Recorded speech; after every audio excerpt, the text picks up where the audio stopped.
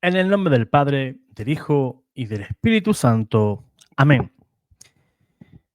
Aún estamos adaptándonos a ese cambio de papa, ¿verdad?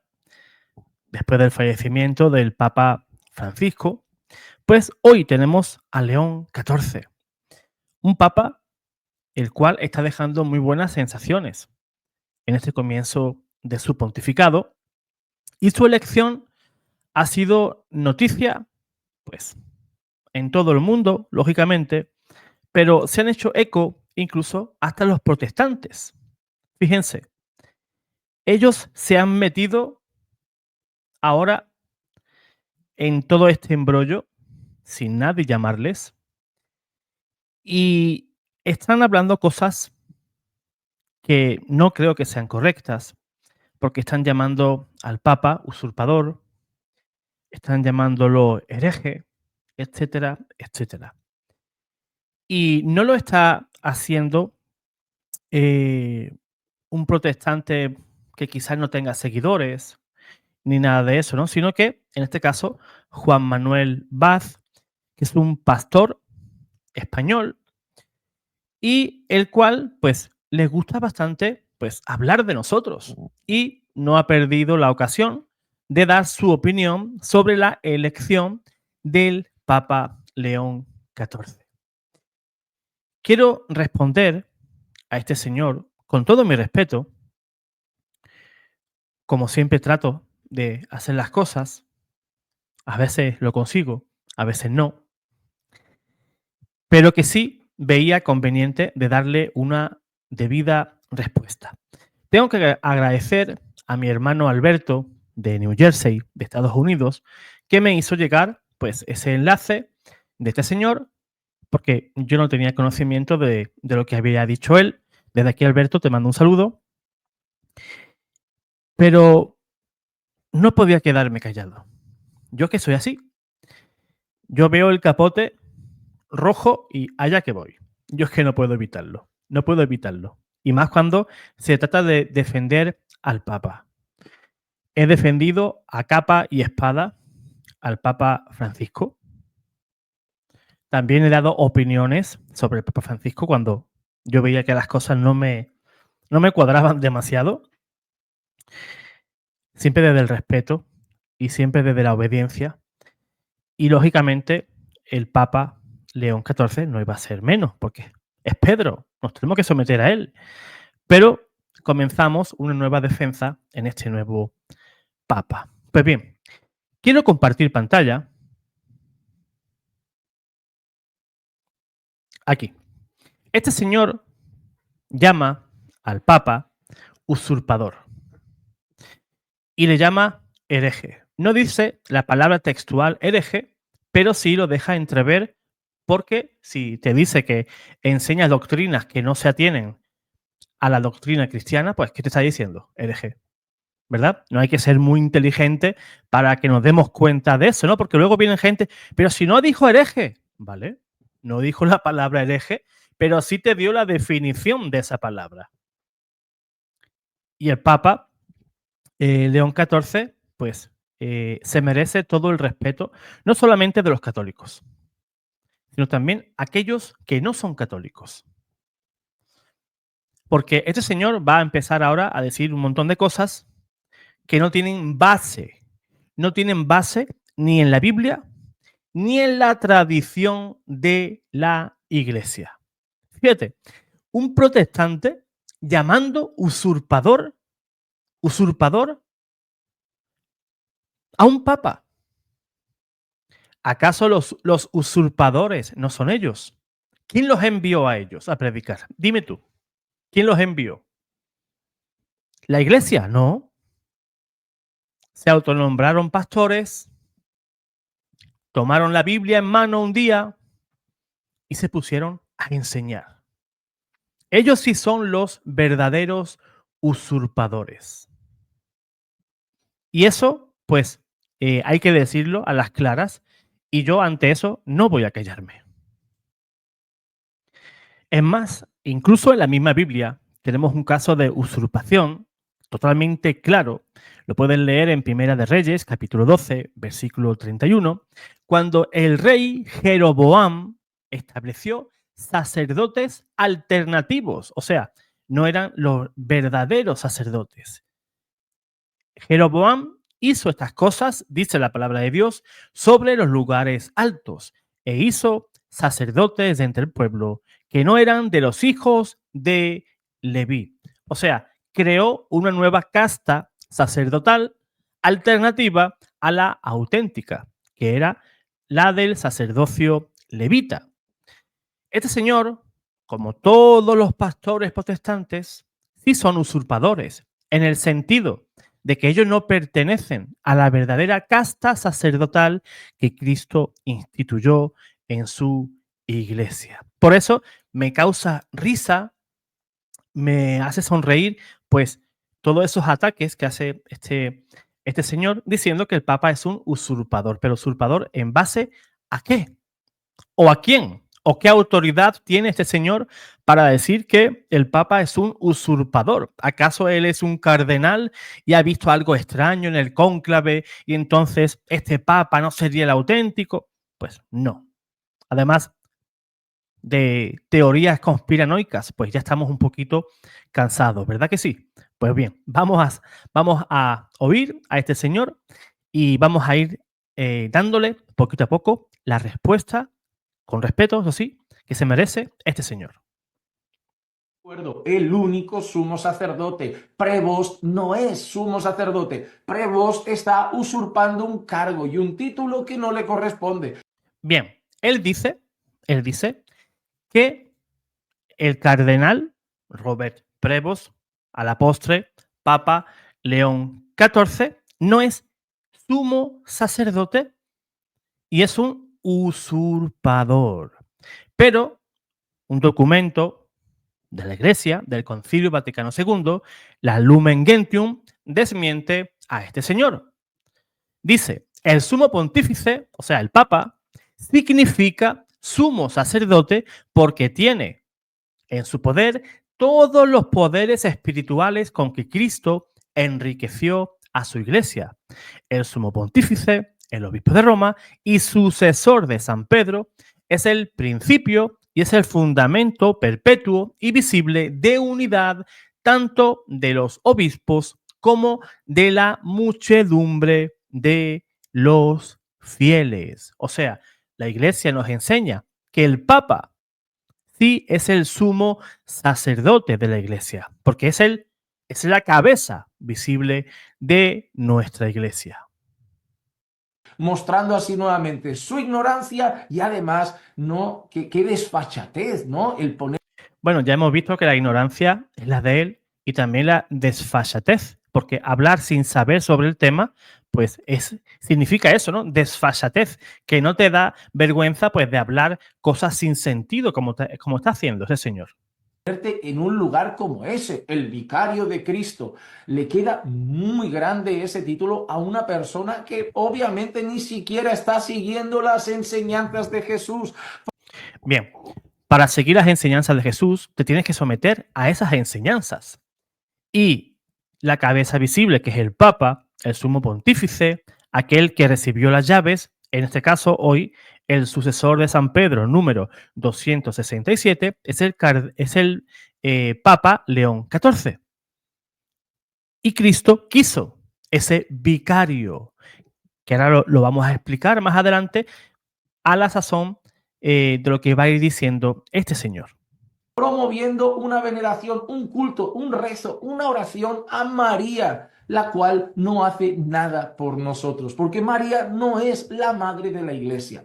María no es la madre de los creyentes. Eso no es lo que enseña la Escritura. La Escritura sí enseña que María es madre de los creyentes y madre de la iglesia. Pero no lo vas a encontrar de esa manera. María es la madre de los creyentes. Es más, quien creó ese vínculo fue Jesús mismo en la cruz. Juan, ahí tienes a tu madre, ahí tienes a tu hijo. O sea, Juan, que yo sepa, no era hijo carnal de María, pero Cristo quiso crear ese parentesco. San Juan, como representante de la iglesia, Cristo se la entrega a él, a su cuidado. Que una persona no quiera ser hijo de María, pues te coloca en un mal lugar, porque solamente hay dos simientes, la simiente de la mujer y la simiente de la serpiente. Yo no tengo duda, yo quiero ser hijo de la mujer y hijo de esa simiente. Ay, protestantes aborrecedores de María. No, para nada. María es una mujer piadosa. María es dichosa y bienaventurada conforme lo que dice la Escritura, pero no podemos elevar a María a la posición que la Biblia no hace.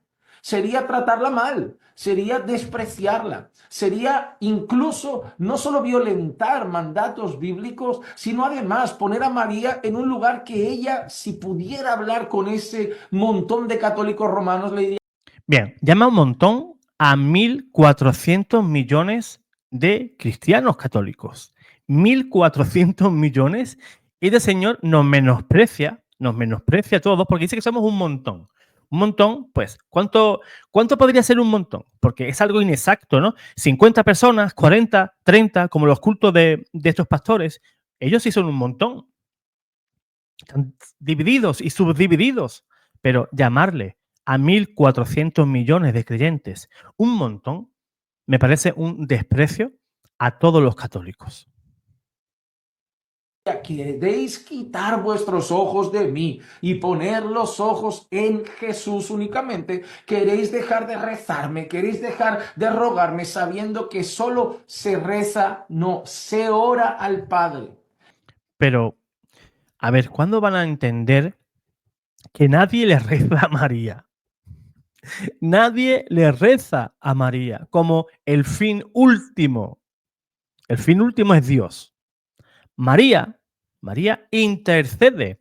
Nosotros pedimos a María en virtud de ser la omnipotencia suplicante. Ella es la mamá del rey, ella es la mamá de Dios, por eso todas estas prerrogativas, por eso nosotros nos acercamos a la madre del rey, porque nos aseguramos que nuestro ruego llegue a Dios. ¿Cuándo van a entender que nuestra mirada está puesta en Jesús? María nos lleva a su Hijo, no nos aleja como piensan ellos. María nos acerca, nos lleva de la mano. Para ella no quiere nada. Fíjense en las bodas de Caná. Hagan lo que Él os diga.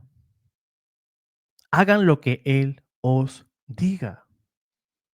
Nosotros seguimos a Jesús, pero María, como la mamá del rey, como que ella es la reina, que eso no lo entienden, no le dan el debido lugar a María Santísima, no comprenden o no quieren comprender el papel de María en el plan de salvación de Dios, no lo quieren entender,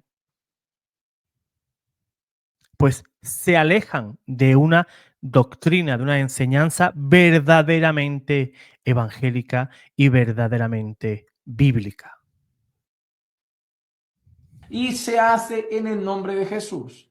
María les daría una lección a los católicos romanos. María les diría que están equivocados porque María nunca aceptó rezos de ningún tipo. A María nunca le pusieron velas los apóstoles. Nosotros no vemos a los apóstoles recurrir a María como mediadora, ni corredentora, ni puente entre los hombres y Cristo, para nada.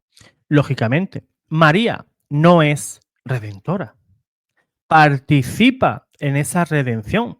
Por eso, en la iglesia, desde tiempos antiguos, la iglesia le da el título totalmente correcto de corredentora. Ella es corredentora, ella participa de la redención de su hijo. Ella no muere en la cruz, pero ella es una participante necesaria para que su hijo se haya subido a la cruz. Por ejemplo, vamos a imaginar, alguien me propone robar una casa. Yo tengo las llaves de esa casa. Y él me dice a mí, ayúdame a entrar a esa casa. ¿Tú tienes las llaves? Vale, de acuerdo. Pues entonces yo voy, le abro la puerta a ese ladrón, el ladrón va, comete el delito y se va. Y a él lo detienen y él dice que yo le ayudé. Yo no robé la casa, ¿verdad? Yo no entré en la casa, pero yo sí participé en ese robo y soy coautor necesario para que esa persona haya robado en esa casa. No sé si lo puedo explicar de una manera más sencilla o no sé, porque no es tan complicado entenderlo. Y María no es redentora. Ningún católico dice que María salvó al mundo. Ella participó en la salvación del mundo, con su sí, con aceptar participar en ese plan de salvación de Dios. Pero por mucho que se les explique a estas personas, jamás van a entender pues esa hermosura de enseñanza católica. Para nada. Entonces, nuevamente, el líder de la Iglesia Católica Romana mostrando que están más aferrados a tradiciones religiosas equivocadas, a tradiciones de hombres, que a la fidelidad a la Escritura. La Iglesia Católica Romana está liderada por hombres que no son fieles a la palabra. Y no solo eso. ¿Han visto el principio del vídeo? A mí me apena mucho ver esa euforia cuando veo esa multitud llorando. Un hombre diciendo, pase a vosotros. Y yo digo, qué descaro, no, no, pase a vosotros. Qué falta de empatía, ¿no? Qué falta de empatía cuando tú ves a alguien riendo o tú ves a alguien llorando y no te metes en la piel, no entiendes la alegría del otro, no entiendes el sufrimiento del otro. Me parece una actitud un tanto narcisista, ¿verdad? Yo te puedo ver llorando y quizás yo me pongo a llorar igual porque, aunque yo no sepa qué es lo que te pasa, pero empatizo con tu problema, con tu dolor.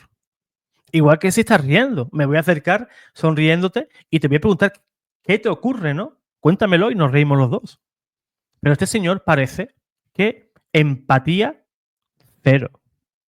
No tiene empatía absolutamente con nadie, pues lógicamente con una actitud narcisista, pues lógicamente pues no le va a permitir empatizar, entrar, meterse en la piel del otro.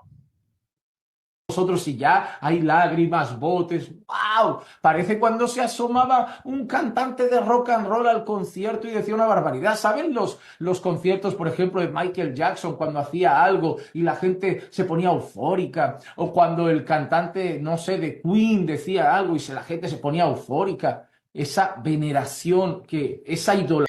Me parece muy simplona y muy necia la comparación. ¿Qué tiene que ver?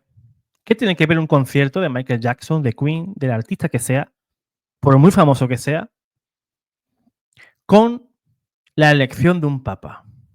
Estamos viviendo, en cada elección de un papa, estamos viviendo un momento histórico. Es una fecha que queda marcada en el calendario de la Iglesia, en la elección de un papa y en el fallecimiento de un papa. Y tú, que estás delante de ese balcón, que ves al nuevo papa, ves a ese hombre emocionarse, porque él sí esperaría que hubiera gente, pero todo eso le sobrepasó. Todo eso le sobrepasó. Ver a tanta gente aplaudiéndole, gritando de alegría, todo eso le sobrepasó. Me van a comparar a mí, a Michael Jackson, con un papa. O Queen con un papa. Cada cual puede tener la afición a la música que quiera, pero para mí no hay color. El vicario de Cristo y un cantante. ¿Dónde? ¿Dónde está ahí la comparación? Porque para mí no la hay. Para mí no la hay. Prácticamente hacia ese hombre. Claro, obviamente un hombre que sustituye para ellos es el vicario de Cristo, el sumo pontífice, pues recibe una veneración que no le corresponde y me apena tanto. Veneración no es más que un aprecio a la persona. No es más. Tener en alta estima a una persona por el cargo que ocupa, por el grado de familia que tenga. Por ejemplo, si nos vamos a Hechos de los Apóstoles, capítulo 5, si no me equivoco, ahí por el versículo 35-36, con Gamaliel, donde dice la misma escritura que todo el pueblo de Israel veneraba a Gamaliel, a la postre, maestro de Saulo, después San Pablo. No hay ningún problema con venerar, con tener en alta estima a un líder religioso, porque si fuera así, la Biblia lo podría decir, podría afirmarlo, ¿verdad? Y el pueblo de Israel, pues, veneraba a Gamaliel, cosa que Dios prohíbe, por ejemplo. Pero la Biblia no lo prohíbe, la palabra de Dios no prohíbe tener en alta estima a un líder religioso. Ver esa multitud de personas ahí llorando, agitadas, venerando a ese hombre. Y qué triste, porque él recibe esa veneración. Él no la rechaza, él la disfruta, él la recibe con gozo. No sé si Juan Manuel Vaz se ha pegado en las vacaciones en Brasil, porque si se fijan, tienen ahí un acento medio brasileiro, ¿verdad? Tienen ahí un acento ahí un poquito. Yo creo que se ha ido a Brasil a beber un poquito de zumo de coco, porque ese acento, pues él es catalán, y que un catalán te hable con un acentito así en plan portugués, pues es un tanto gracioso. Pena, amados hermanos, pero nos deja un recordatorio a nosotros los evangélicos. Uno, no caigamos en el error del catolicismo romano, de enseñar como si fuera palabra de hombres, como si fuera, perdón, doctrina, palabra de hombres. Es decir, no caigamos en un error que el Señor Jesús ya había advertido, que en lugar de enseñar solamente doctrina bíblica, los hombres enseñaran palabras de hombres. Fíjense qué mentira tan grande acaba de soltar. Si no te fijas, puedes pasar la frase y quizás no te des cuenta. Fíjate lo que dice. Jesús ya había advertido que en lugar de enseñar solamente doctrina bíblica, los hombres enseñaran palabras de hombres. O sea, Jesús en el año 33 dijo, según él, porque un día los hombres dejarán de predicar la doctrina bíblica. ¿Sí? ¿Dónde dice eso? ¿Acaso en tiempos de los apóstoles había Biblia? Ellos creen que la sola escritura nace con los apóstoles. Fíjense qué gazapo, qué error tan grande, ¿verdad? El decir que Jesús dijo que llegará un día en que el hombre dejará de predicar doctrina bíblica. Pues, por favor, algún católico, algún protestante, alguien, por favor, que me auxilie en esta duda, porque yo no he leído nunca eso, que Jesús diría que un día los hombres se apartarán de la doctrina bíblica. Nunca leí eso. Doctrinas de hombres como si fuese palabra de Dios. No caigamos en el error del catolicismo de empezar a decirle a la gente un montón de cosas que no dice la Biblia solo porque Él quiere decir, no caigan en los errores del catolicismo, sigan mis errores. yo las creo, yo las pienso y son mis costumbres y tradiciones. Cuidado con no colocar las tradiciones personales a la altura de la palabra de Dios. No. San Pablo, en sus cartas, dice, me alegro, se lo dice a los corintios, me alegro que hayan conservado nuestras doctrinas, tanto de manera oral como por escrito. O sea, San Pablo está diciendo, me alegro que sigáis nuestras enseñanzas, las cuales os hemos contado por viva voz y también mediante nuestras epístolas. Esas son las doctrinas, esa es la tradición que sigue la Iglesia. La tradición con T mayúscula, la tradición apostólica. Aquí no seguimos la tradición de un sacerdote, ni la tradición de un papa. Seguimos la tradición que nos viene desde los apóstoles, porque esta iglesia, la Iglesia Católica, viene de los apóstoles. No sé si este señor se ha parado a investigar eso alguna vez.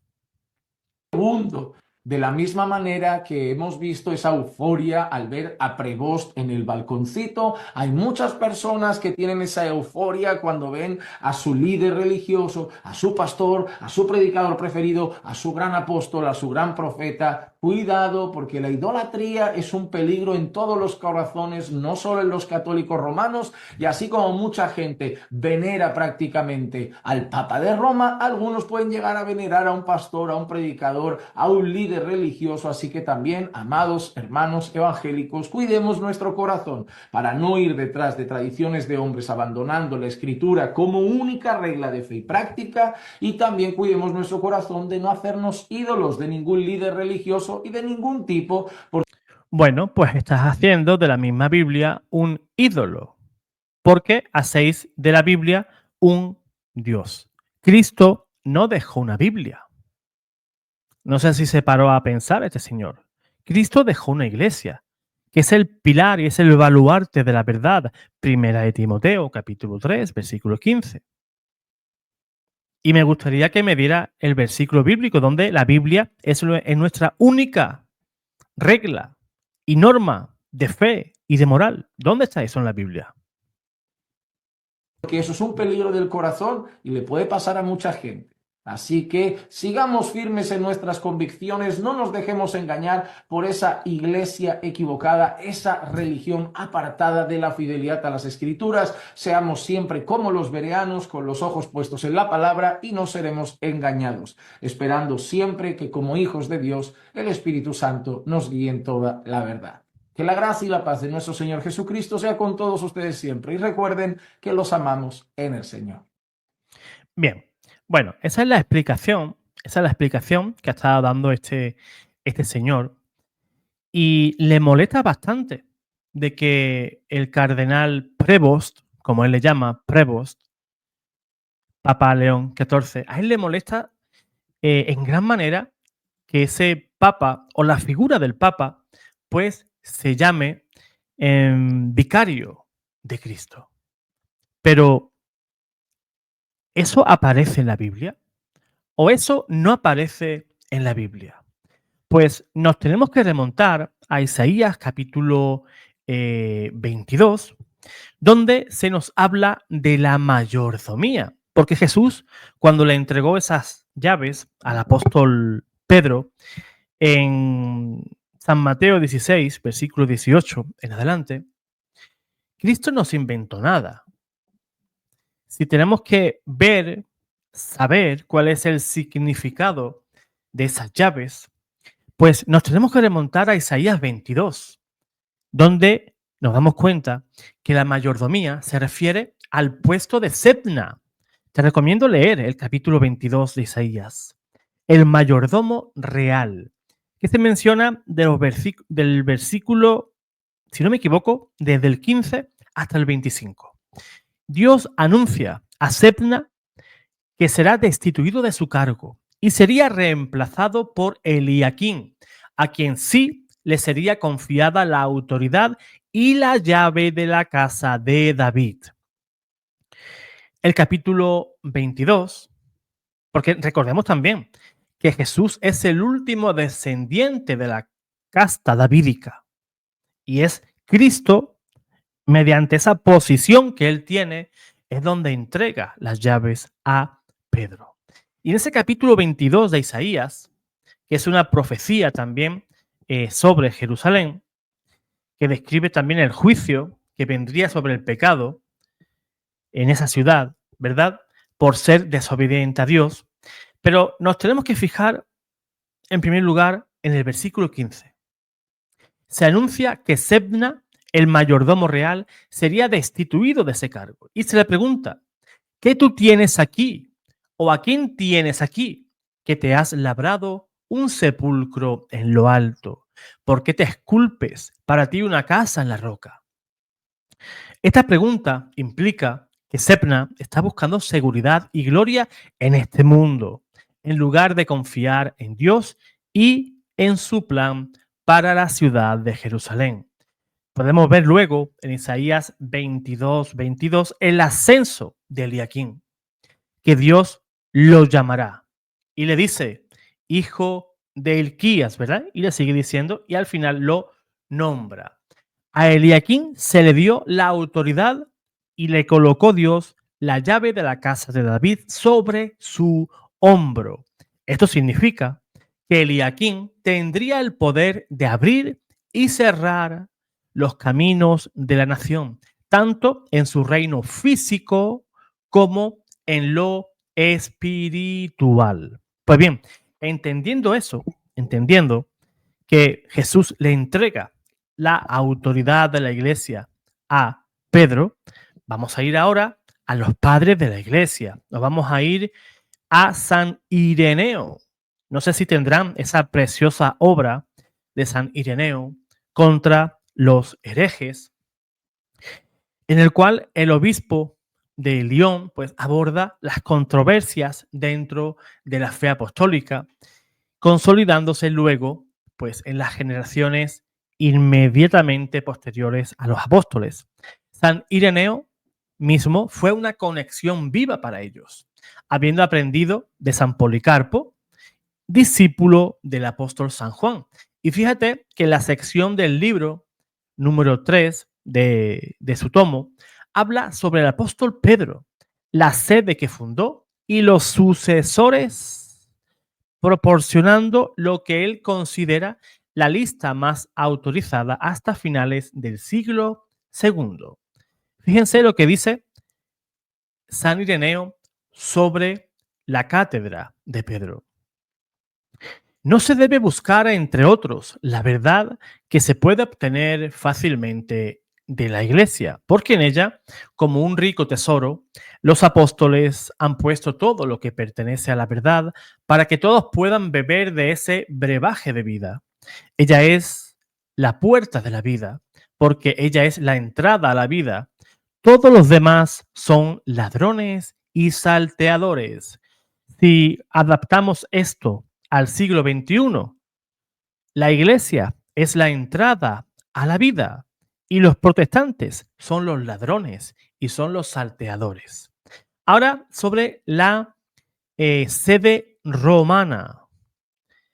Sin embargo, dice San Ireneo, sin embargo, como sería muy tedioso en un volumen como este contar todas las sucesiones de todas las iglesias, ponemos a confusión a todos aquellos que de cualquier manera, ya sea por un mal placer propio, por vanagloria o por ceguera y opinión perversa, reunirse en reuniones no autorizadas, o sea, reuniones de sectas.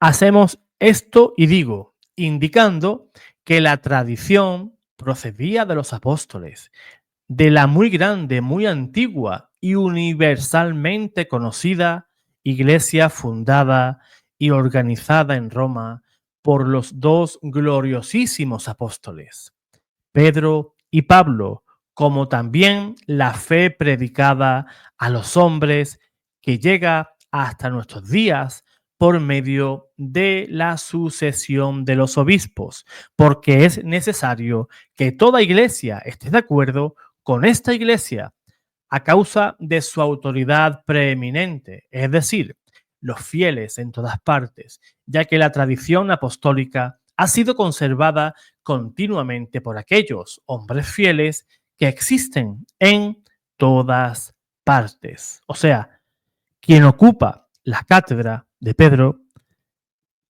es el Papa y el que tiene autoridad sobre todas las iglesias.